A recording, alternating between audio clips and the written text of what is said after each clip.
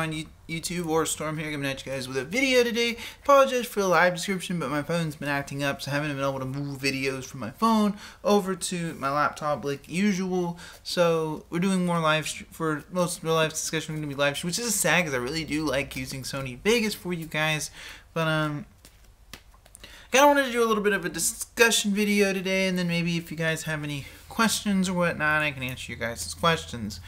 But kind of this discussion, because one of the pages that I help run, I post we were talking about the new Counter Fairy deck that just came out, and someone was suggesting playing, what was it, Starlight Road, and playing Stardust Dragon, and I said no, it's not really that good in 2018 to be playing that for a number of reasons. Namely, Twin Twisters isn't really seeing play right now, and that's all it really stops. And on top of that, you have Cosmic Cyclone, which is by far the more popular form of removal, because in general, for a deck like Counter Fairies, you would rather have cards that stop your opponent rather than protect your back row. And I don't really see a reason why you would play Starlight Road when you have a spell card in the actual deck itself that protects your back row. So it kind of gave me maybe start thinking this whole thing where, can a card actually be objectively just garbage, be bad? And I think there is something to be said for that. Now, we all know that the anime has this whole what's the word, like, every card is good, every card is useful. Oh, Team will be answering your question. My phone's been acting up, which is what I use to move my videos from, YouTube, from my phone over to the computer. It's been acting up. I haven't been able to move videos like usual. It still works, but I can't plug it in and charge it like I normally can. So I haven't been able to move videos back and forth like usual. So that's why, we have a lot of the live stream, discussions and whatnot. So anyway, can a card just be objectively just horrible? And I think there is definitely something to be said. The answer is yes. And I feel like, the anime has these, like I was saying a second ago, the anime, especially 5Ds, has a lot of this theme where, every card has some usage. And to an extent, this is not 100% wrong. A lot of cards, a great example is, let me think of one, I look at a card like Boogie Trap. Boogie Trap is on paper, you're discarding 2 cards out of your hand, activating a spell card just to reset a trap card. So in a lot of situations, this card is not really that useful. But you could say, okay, I can set a really powerful trap card that's going to disrupt my opponent. Okay, but we have, what's the card's name again? Booby Trappy is a great example of a card that can do basically the same thing for a less cost. Now, it does have to sit for a turn, but unlike Boogie Trap, which can be initially activated, but you're only discarding 1 card to reset 1 trap, as opposed to using 2 cards to set 1. So I think there's plenty of examples. And Starlight Road is one of those cards where, there's a lot of cards that when you first get back to the game, you remember them from the anime that you probably... There's a list we all have seen, the low-rated duelist type of cards. A great example is look at a card like Card Trader is another great example, where when I play against something on Dueling Network and I see that card, it's like, on paper, if you're a new player, it seems good because you're activating it and you're getting to, put a card back in your deck and, draw an extra card, But the thing is, the problem with a card like Card Trader is it's got to sit on the board for 2 turns to give you a slightly slight cycle when we have cards like Bow Baboon, for example. Heck, if you're playing a dark deck, you're probably playing Allure of Darkness right here, There's just so many examples of where, cards can be objectively bad. There is no doubt about that. You can't just, you can say all you want, if you're Yu-Gi-Oh! Anime fan, that, all cards have use or whatever, and to an extent that it's not wrong, but objectively speaking, cards can be bad. They can be bad. There is no doubt about that, and there is, because there's, over, almost 9,000 cards in this game, and only a select small percentage of them are actually used.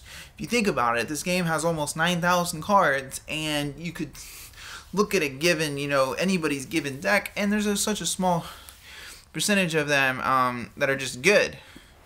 I would say the majority of cards are objectively bad. Team LB, I would say that because like I said, there's a huge amount of card pool. We're talking over almost 9,000 cards. The game has about 8,800 cards. There's such a small percentage of that, maybe 10% to 10 to 12%, maybe anywhere from 800 to 1,000 tops of the cards that are actually useful. So that's a pretty, well, maybe my percentages are a little off a bit, but I would say about, anywhere from 600 to 800 cards in this game are actually useful, whereas you have about maybe over almost 9,000 cards in the game.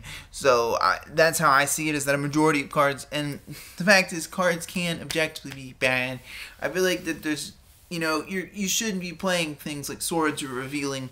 Now that being said, there are some times where a card may seem bad on paper, but actually be really good. And one of my favorite examples, I think, that was kind of not too long ago that was actually seeing play, was two cards I look at that seem objectively bad on paper, but are actually pretty decent in certain situations. And the two cards are Swords of Concealing Light and Book of Eclipse. Now, Swords of Concealing Light was a card that kind of got phased out because of ABCs, but pre-ABC, it was a really good card because you could use it, I believe people even used it to break Dijin Lock back then, but it was really useful in the Chaos Max decks because you can put all your monsters face down and Chaos Max can hit them for game. And it was just useful in general for a lot of removal of a lot of really floodgatey type monsters because it puts everything face down, it doesn't target, so it bypasses things like Dark Destroyer and, stuff that's immune to targeting and whatnot. Another example, something like Book of Eclipse. Book of Eclipse, if you look at the card, it's like, okay, it puts everything face down, but if those monsters stick around, my opponent gets to draw.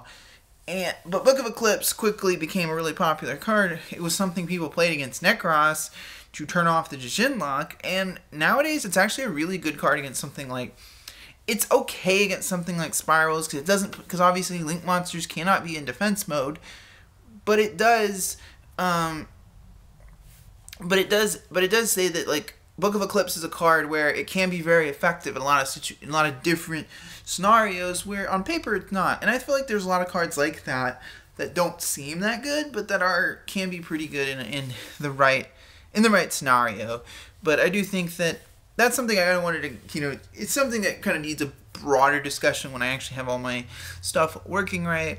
But I do think But moving on to kind of the next few topics is everyone's kind of just waiting. We have the Extreme Forces leaks. We have a surprising amount of Link Frames imports, which is a very good thing. It signals to me that Konami is going to import these Link Frames cards sooner rather than later. Because I believe total so far we have 7. I think we have 7 Link imports. We have Soul, the Noble Knight Link. We have Electromite.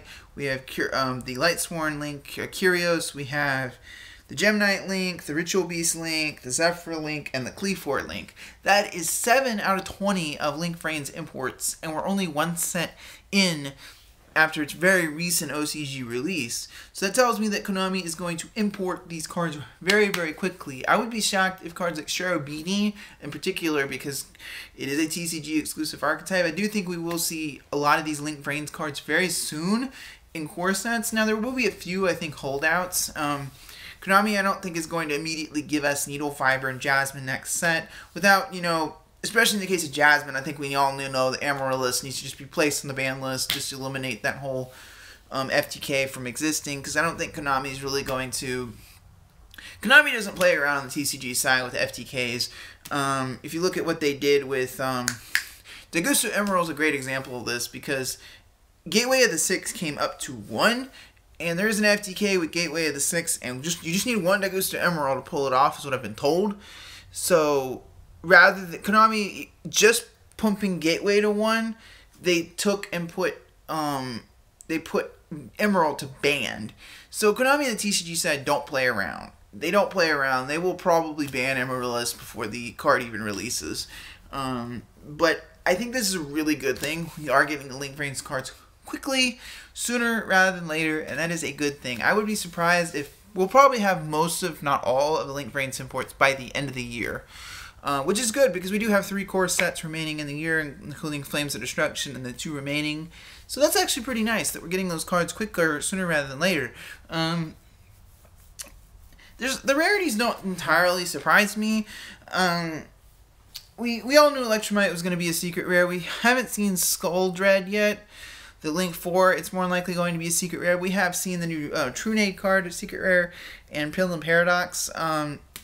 Trunade is an interesting card. This kind of smells...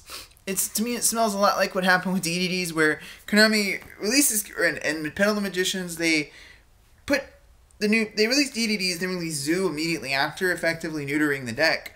They release Pendulum Magicians, but then reprint Anti-Spell Fragrance in their very next set. And they're doing the same thing to Counter Fairies, where Counter Fairies are released, and then they're printing Hey Trunade in the next set. So it's really crazy.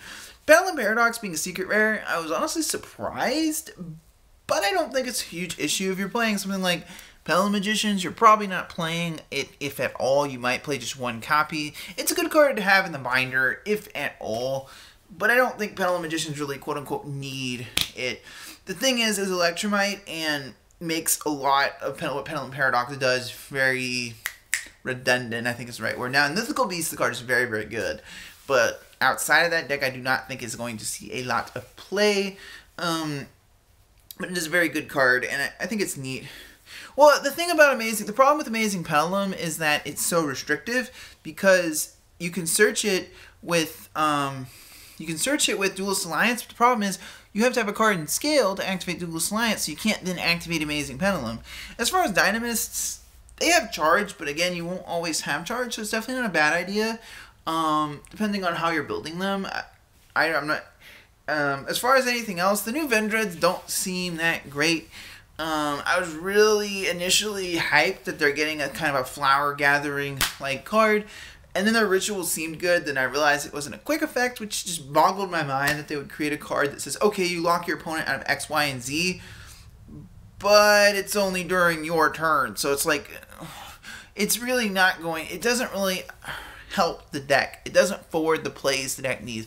The deck is still not playable as a pure deck after all this time. That is just mind-boggling to me. The new FA stuff seems good, but again, you know, I feel like with the last couple TCG exclusives, we're probably more than likely going to get cards that help Vendreads in the future, and FAs in the future if the OCG decides to give them new cards. But they didn't do that with Cosmo and UAs, so it's kind of remains to be seen. But we did see this with Spirals and Subterrors, Burning Abyss. All 3 of these decks got brand new OCG cards, so... But they seem okay. But more than anything else, Extreme Force is giving us plenty of Link Vrains imports is a very good thing. We will be getting them very soon. It's just a crying shame that that Sonic Chick support card is occupying a spot that could be Fight for Patchwork, or Cherubini, or, you know, even Red Rising Dragon. Give us Red Rising Dragon already, Konami, you know. It just kind of makes me sad that particular card is occupying a spot that could be Fight for Patchwork. We're still waiting for that, but we're getting all these Link Vrains supports. We will never get Patchwork. I feel the same way about Executive Genghis.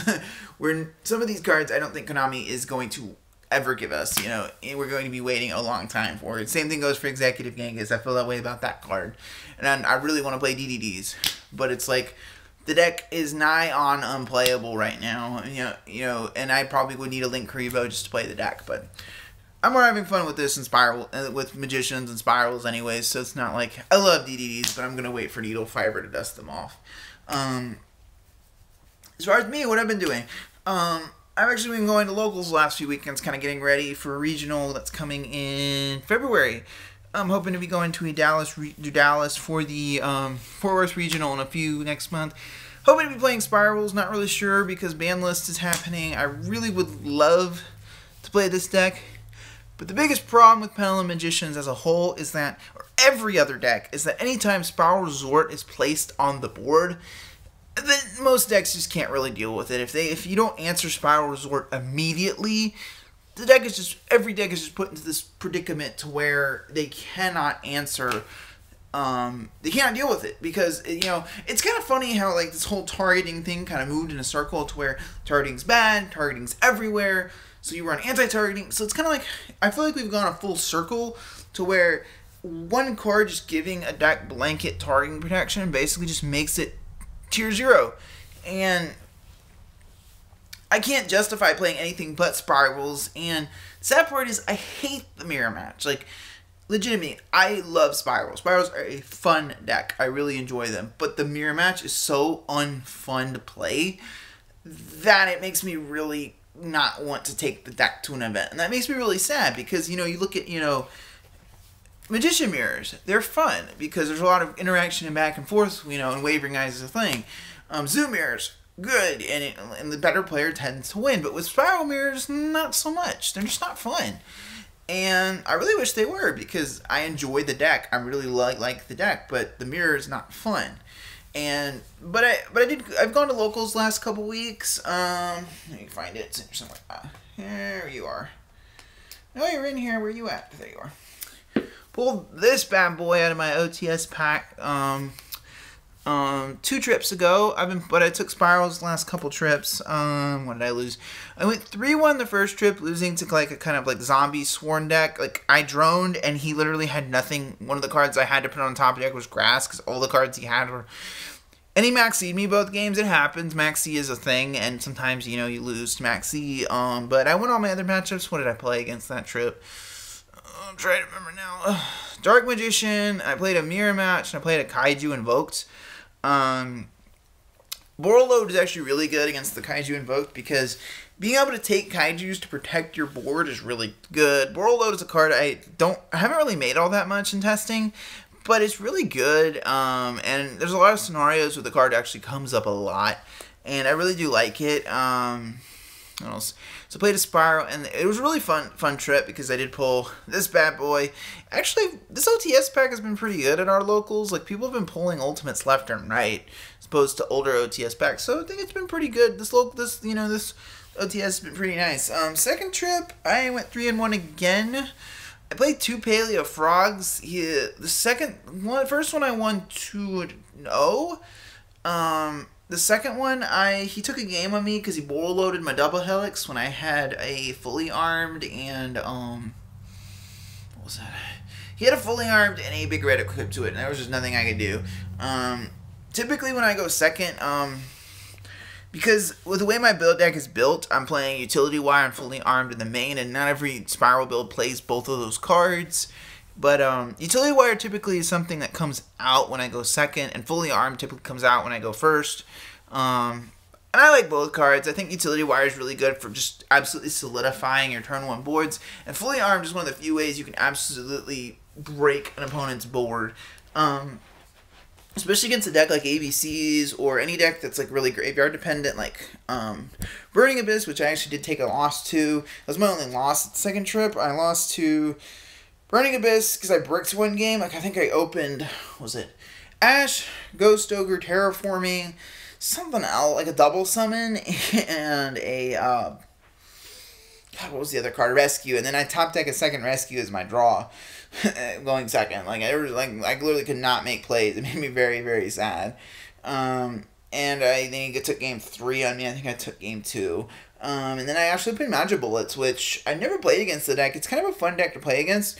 Like, it makes you, like, it's kind of talks about a lot, like, what I feel like Link summoning should be, which, where are you placing, it makes you really, really point out where you place your cards. And the neat thing was he Reapered me both games, but I still managed to win, which, the thing about Spirals, granted, it is against Magic Bullets. It's not like the, best deck in the world, but, the deck still played through 2 Reapers, so, it's fun. I really do enjoy, I do enjoy Spirals, and it's my first time I've really had a chance to play a meta deck for a long period of time. I mean, I played Magicians during their, month-long thing after the ban list before we got Spiral, and I played DDDs, in the 1 week where the structure deck came out and the deck was really good.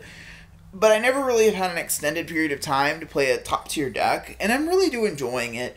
I am looking forward to the deck going away because, the mirror's not fun, and I'm going to miss the deck, but something's got to give, one thing I noticed at locals, especially after the second trip, is Resort just places so much pressure on other decks that I wouldn't be shocked if Resort goes to 1, like, kind of moving on to banless stuff. Now, ideally, I would prefer Master Plan to be banned, because I feel like Master Plan is one of the reasons the deck is meta at all. Like, it's one of the reasons the deck is so damn good, is because you literally have a card that searches 3 cards, that all 3 of them, the rescue allows you to reuse your quick fix from the grave and allows you to make rank 1s with it. The monsters you search is, you search Resort, which searches another card. So literally, you're searching 3 cards and then another card that extends, and that Resort searches another card. That is nuts in 1 card to do all of those things. And that's what, if I wanted to keep the deck, if Konami wants to keep the deck playable, that's what I would do personally. And you also have to think about Konami on the TCG side doesn't have the hatred for field spells the OCG has. It's important to know the OCG has no diagram, diagram's banned, Ancient Fairy Dragon's banned, Terraforming's at 1, Resort is at 1, and Set Rotation's at 2. As opposed to here, where Set Rotation is just limited. That's the only field spell related thing we have on our list. So it'll be interesting to see how Konami hits the deck. As far as this deck, Petal Magicians, Electromite does make them really strong, but it doesn't make them entirely uncounterable, because Magicians don't really set up crazy turn 1 boards. Like, at least without Needle Fiber, because Needle Fiber is one of the things that makes the deck a lot more scary, because you can set up Regekis on your opponent's turn, you can make multiple Omegas and a Nat Beast to where... But the fact is, Evenly Matched is a card, and it hurts the deck so much when it... There aren't a lot of things Magicians can do to set up to prevent prevent it from going off. I mean, there is the play where if you make Skulldread, you can summon Skulldread, special summon a Odd-Eyes Dissolver from your wrong one. A Odd-Eyes Dissolver from your hand and make a Vortex Dragon. There's literally very few ways the deck can prevent that from happening. So, and I personally am a huge fan of the Dissolver into Vortex play, because I think it's evenly matched the thing. And Vortex is still a fantastic card. I think it is the most efficient way. You can use I've seen people say that another way you can do it is use Astrograph, 2 Astrographs to make Absolute. You link away the Absolute, you link Summon with it to trigger its Grave effect to summon a Vortex, but that's just too much work. And the likelihood that you're going to have multiple Astrographs in the rotation is not as nearly as likely as you'll be able to search out a Dissolver. Because the fact is, Dissolver is searchable by multiple cards. And one of my personal favorite combos with Electromite is you stack this guy on top of your extra deck with Electromite's effect if you already have an Astrograph in the rotation. Then you use Oat Dragon to add this guy back because he's an Odd-Eyes monster. So then... And Skulldread is Skulldread exact? Well, one thing I think Duncan was in the Petal Magician group, and he was saying there's a lot of combos without Needle Fiber where you leave an Astrograph just chilling on the board. Oftentimes I'll have an Electromite and then an Astrograph underneath it with 2 open zones. If you have that, you can make Skulldread no problem with at least 3 with different names. Like, Electromite makes Skulldread live with itself and one other monster, assuming you have an Astrograph in the rotation. So getting this thing out is not a problem at all. It is a scale 4, it's a level 8, so you can't Pendulum Summon it by traditional means, but I think the card is definitely worth the time for the deck. I feel like if I'm going to be playing Petal Magicians, going forward, definitely a combo I'm going to be running. But if Magicians do get hit on the list, as far as spirals, as I said earlier, I feel like either Resort needs to go to 1 or Master Plan needs to be banned. I would prefer Master Plan to be banned to keep the deck playable, but not as really not as crazy. But I think Resort is a card that puts so much pressure on the other decks that I feel like it's a card that definitely could go to 1. It will make me sad because it makes the deck very glass cannon-y. But as far as Magicians, I honestly don't think the deck is, like I said, I don't think the deck is uberly strong. It doesn't create up crazy boards. Astrograph's a card a lot of people have been talking about because it does have some pretty nutty interactions with Electromite, but I don't feel like the card is that really amazing. It just searches cards, and it can be used multiple times in a turn, yeah, but I don't think it's like uberly amazing enough to be on the ban list, because you'd have to put it to 0 because, you know, because of the combos. One card I think that definitely could go to 1 eventually is Skull Crobat Joker. Now, don't get me wrong, I was happy as hell when this card came to 3, but I don't think it really belongs at 3 because it adds so much ridiculous consistency to this deck that I feel like if they're going to hit a card, this would go, because this means you kind of, in order to actually utilize it more effectively, you have to make Time Star Magician to search it out. But yeah, and as far as what you said, team, actually I had people playing Mermails and Burning Abyss at my locals. 2 Burning Abyss players actually. My locals has pretty burning. Has a lot of people who love Burning Abyss and been playing it for a long time. One of them was actually playing. What was it? It was cool. He was playing. His board had a Beatrice and an Ultimate Conductor Tyranno, because he was playing that Conductor Pill card, I think it's called, the pill that special summons out of the deck. And I actually really like. That's a card I actually really am. It's because we don't have Overtext yet. I'm really excited to see the kind of. Yeah, he was playing the Evolution pill that special summons Tyranno or, you know, a high level Dino out of the deck. But Overtext is a card I'm really excited to experiment with, because I've seen a lot of really cool decks with the card, and I actually think it's really good. As far as Mermails, one of my buddies was playing the deck, and the deck is still really good. It doesn't have a lot of the issues it had in the past. One big issue, now, I still think you have to main deck Gamma Seal in that deck, because the deck can't really deal with a lot of those big, untargetable boss monsters. It's not going to do a lot against Sleeper going second. But this deck is still really consistent. It does what it does. It's always going to be really a good deck, but not great deck, because it's good, but it's never going to be consistent enough to be at the top tables. But it's something you can take and not get totally demolished, at least in my opinion. I feel like the deck is it's kind of like Burning Abyss and Mermails will hang around till the end of time, and Burning Abyss are going to get a lot better when we get Cherubini. I think we're going to see a lot of Burning Abyss players playing that deck when that card comes out.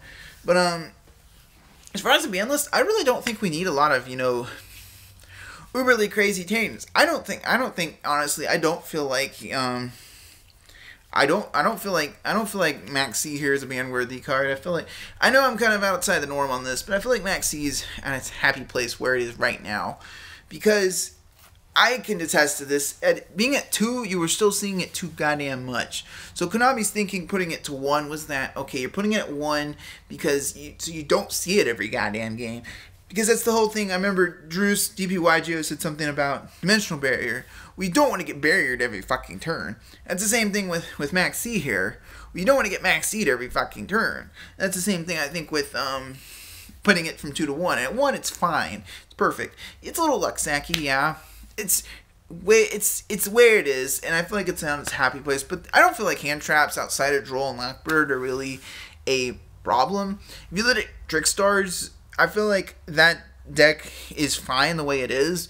It's just that the Droll reincarnation interaction is really dumb.